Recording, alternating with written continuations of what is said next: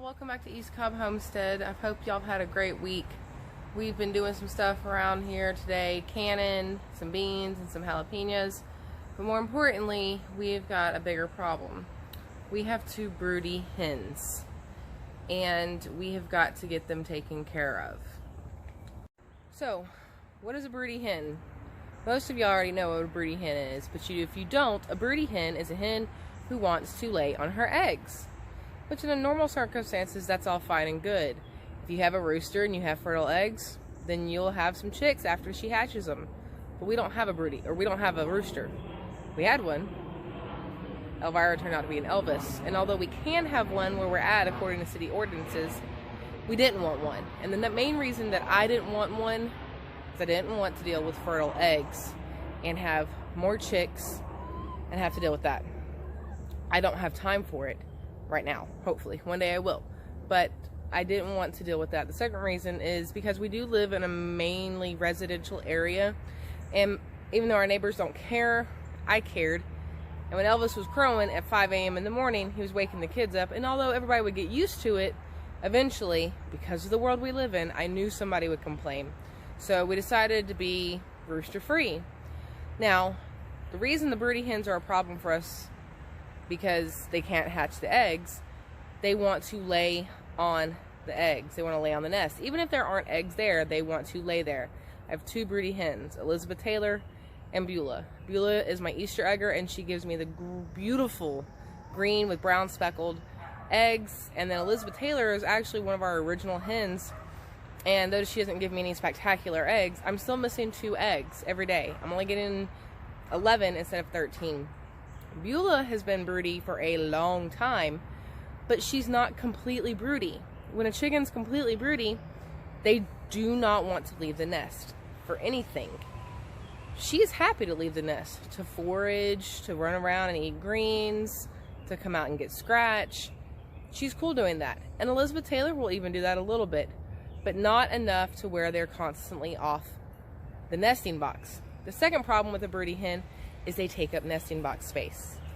I have to shoo them off in the mornings. I have to distract them with my ice pie, where I've been freezing scratch in ice to get them distracted to stay out of the nesting box long enough for other hens to get in and lay. They're taking up 2 nesting boxes and they're taking up space. So it's finally time for the cage. So there's a few ways to get your chickens to be not brooding. One is to constantly throw them off the nest. We have been doing that for a few weeks now, with Beulah for a few months. Second way is a cool water bath. We've done that too. Didn't work. The final way is chicken jail. They're gonna have to go into the chicken cage. I didn't want to do this, but it's gonna have to be done.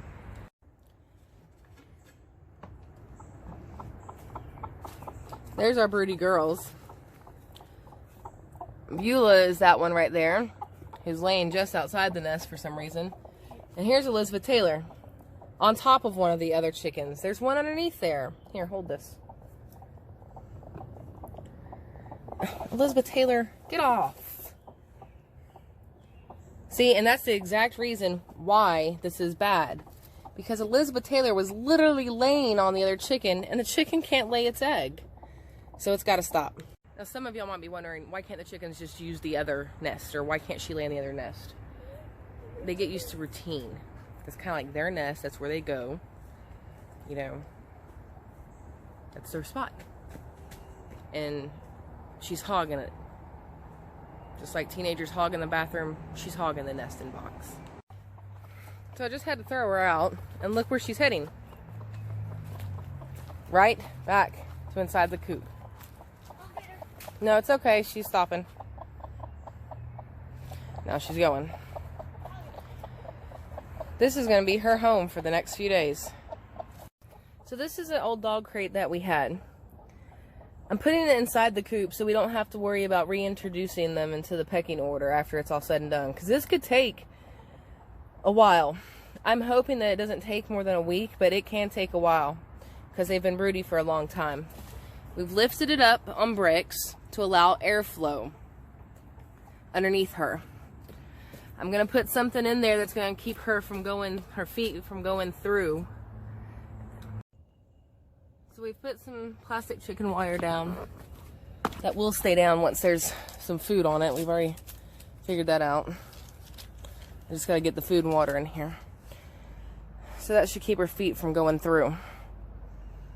The whole point of the airflow underneath is to cool their undersides, because that's part of wanting to lay on the nest, is keeping the eggs warm. So we got to cool her down too. All right, scoot the water straight back.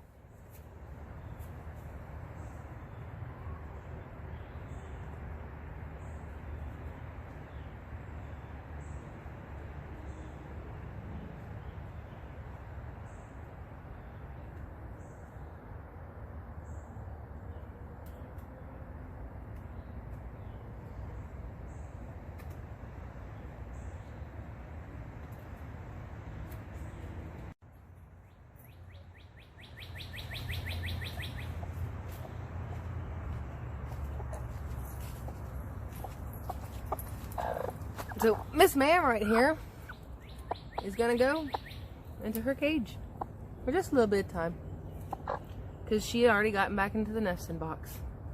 So here we go.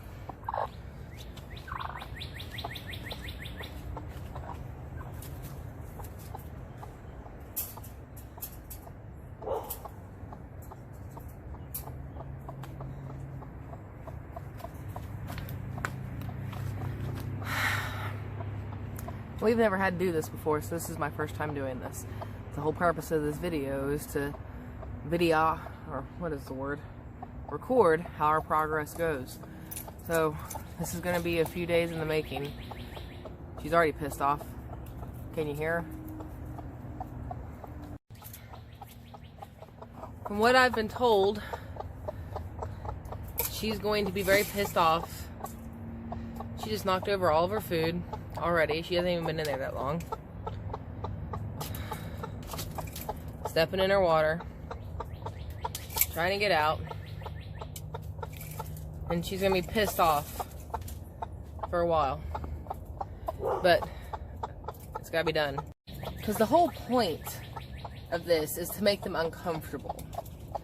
They like to be in a soft, warm bedding. This is not soft. This is not going to be comfortable for her. And that's the point. It's one of the reasons I didn't really want to do it. But when you got a stubborn chicken, you got to do it. So this is Sunday. We'll check back in tomorrow evening. Okay, so this is the afternoon of the day after we put her in there. This is Monday afternoon. It's been 24 hours. Everything that I've read says that we should let them out and see how they do every day. So that's what we're gonna do. So she's still making the cluck cluck noise pretty heavily, but she joyously came running out, did not head straight for the nesting box, which is a good sign, and she's staying with the group. So we'll see how it goes in a little bit. So it's been maybe 5 minutes and she's over here taking a dust bath, which is a good sign. The one in the far right corner is Beulah. She's our other broody girl. She was in the box, but you can see she's out here taking a dust bath. This is the first dust bath I've seen Elizabeth Taylor take in like a week. So, good sign. So, it is Monday evening, and Elizabeth Taylor was out for about 2 hours, maybe an hour and a half, before she headed back to the nesting box. My son found her in there, and while she wasn't super puffed up, and he picked her up without her squawking and flapping, and actually even sat her down, and she was a little upset. She has to go back into the crate. She seemed a little unhappy about it and sad, but she's laying down there, and maybe just one more day will do it. So we will update again tomorrow. Okay, this is the evening of day 2. Day 2. It is Tuesday evening. It is about 7:30, dark 30. We say down here in the south. She has been out of her chicken jail since about 4:45, and she's still out, y'all. I don't hear the sound. She's not making the Broody cluck cluck sound. Come on, let's go see.